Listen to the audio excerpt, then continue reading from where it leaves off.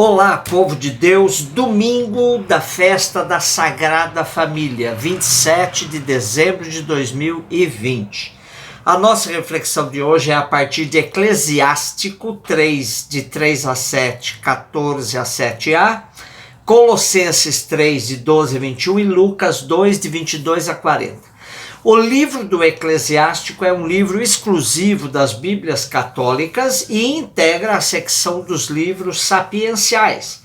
E como todos os livros desta secção, contém várias indicações práticas dirigidas aos israelitas da diáspora, para que aprendam a arte de bem viver e ser feliz de acordo com Deus. Jesus ben Sirá, seu autor, foi um sábio israelita que viveu na primeira metade do século II a.C., época muito difícil para o povo de Deus, pois os seleucidas dominavam a Palestina e procuravam impor aos judeus a cultura grega. Se os judeus cedessem a essa cultura, os valores tradicionais e a fé dos pais ficariam abaladas. E com isso, os israelitas tinham que fazer um esforço para se manter firme na sua religiosidade. Então é por isso que Jesus ben Sirá escreve este livro. Então, se os judeus se mantivessem firmes na sua religiosidade, eles também garantiriam a sua cultura. Então, uma coisa puxava a outra. Nesse contexto, o livro do Eclesiástico procura preservar as raízes culturais e religiosas do povo. Portanto, vemos neste livro uma síntese da religião tradicional e da sabedoria de Israel, como um suporte fundamental para manter o respeito à fé, aos valores e, sobretudo, à identidade dos judeus na diáspora. Somente assim eles encontrariam o caminho para a felicidade. Nosso texto de hoje é uma explicação do quarto mandamento, honrar pai e mãe. Interessante que, honrando os pais, a pessoa ajuntará tesouros, terá alegria com seus filhos, terá vida longa.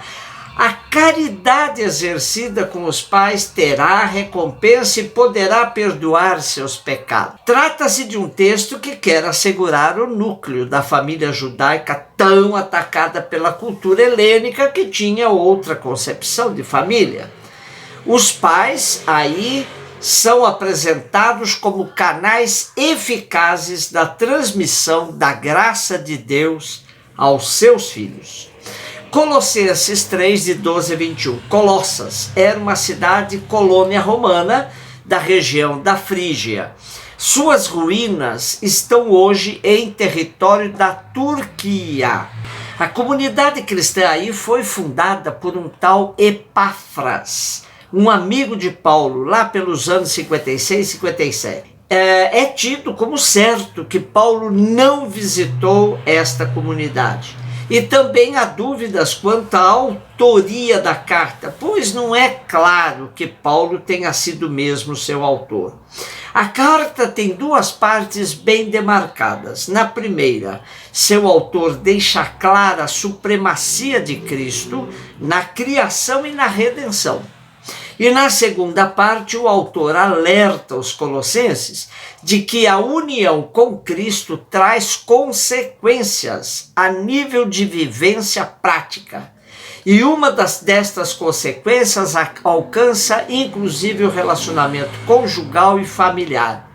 Para quem adere ao segmento de Cristo, há valores claros dos quais não se pode abrir mão.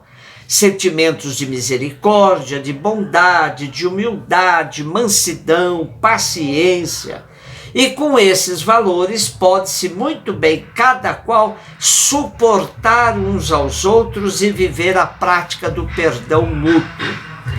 A fonte do perdão que deve circular no relacionamento humano é o perdão de Cristo a todos. Por isso, é importante revestir-se da caridade que é o vínculo da perfeição. Fica claro que todos esses valores devem caracterizar a vida do cristão, influenciando a forma de viver em família, que carrega as seguintes características: esposas submissas aos maridos, como convém no Senhor. Maridos amando as esposas e tratando-as com carinho. Filhos obedecendo em tudo aos pais, porque isto agrada ao Senhor. E pais não irritando os filhos para que não caiam em desânimo. Hoje soa muito estranho falar da submissão da mulher ao marido. Mas não se pode tirar a frase do contexto, pois é uma submissão a alguém que a trata com carinho e a ama. Seguramente podemos afirmar: onde há amor, não pode haver submissão. Portanto, o marido que verdadeiramente ama a sua esposa nunca a submete em qualquer coisa. Lucas 2, de 22 a 40. Apesar de estarmos no ano B, dedicado a Marcos, continuamos a ler trechos de Lucas, porque Marcos não escreveu sobre a infância de Jesus. O texto de hoje, da apresentação de Jesus no templo, traz inúmeros dados culturais e religiosos da época, porém aqui, o curto espaço, destacamos apenas alguns, e não queremos perder o foco da celebração da festa da Sagrada Família. Jesus, Maria e José. Essa família, indo cumprir o que manda a lei de Moisés, vão ao templo para fazer um ritual de resgate do primogênito, pois a lei dizia: todo filho primogênito varão será consagrado ao Senhor.